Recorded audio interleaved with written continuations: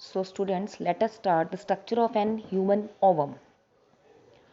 जैसे हमने menstrual cycle पढ़ा है, मेंस्ट्रुअल साइकिल में हमने देखा है कि हमारे पास सेकेंडरी oocyte ओव्यूलेशन के टाइम रिलीज होता है फ्रॉम द ओवरी।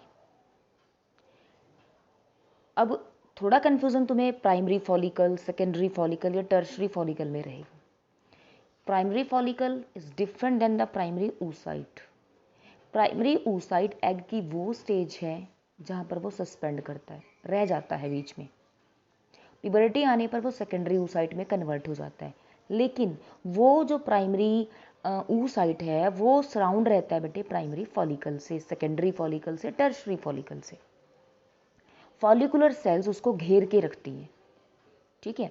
लेकिन जब वो कन्वर्ट हो जाता है, एक फर्टिलाइज हो जाता है, जब वो एग में कन्वर्ट होता है, उसके बाद वही सेल्स अपनी फॉर्मेशंस को बदल लेती हैं और ओवम के पास कुछ पर्टिकुलर टाइप की मेम्ब्रेन्स आ जाती हैं, जिन मेम्ब्रेन्स के नाम मैं अभी बोलूँगी। जैसे सबसे आउटर मोस्ट लेयर होती है, that is corona radiata. Outer most layer corona radiata. Second number पर लेयर आती है जोना पेलुसिडा या जोना स्ट्राइटा। सबसे outer most layer zona pellucida, उसके सेकेंड नंबर की लेयर ये जो ब्लू पार्ट है ये जोना पेलुसिडा है।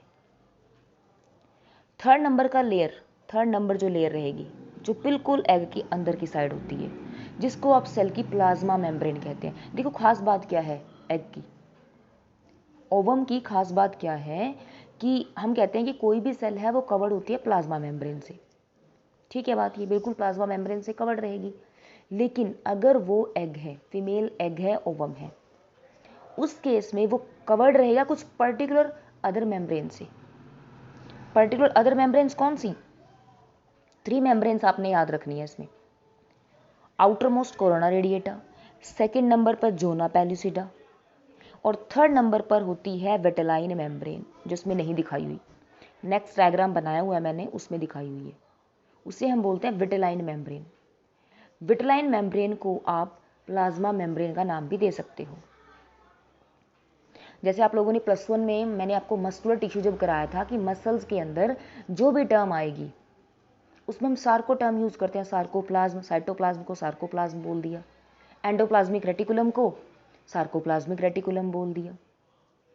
इसी तरह से एग के लिए भी, एग भी एक सेल है, लेकिन एग सेल की अपनी पर्टिकुलर वोकैबुलरी है, ठीक है। अपनी पर्टिकुलर वोकैबुलरी होने की वजह से एग सेल में पाए जाने वाले साइटोप्लाज्म को ओप्लाज्म कहा जाएगा।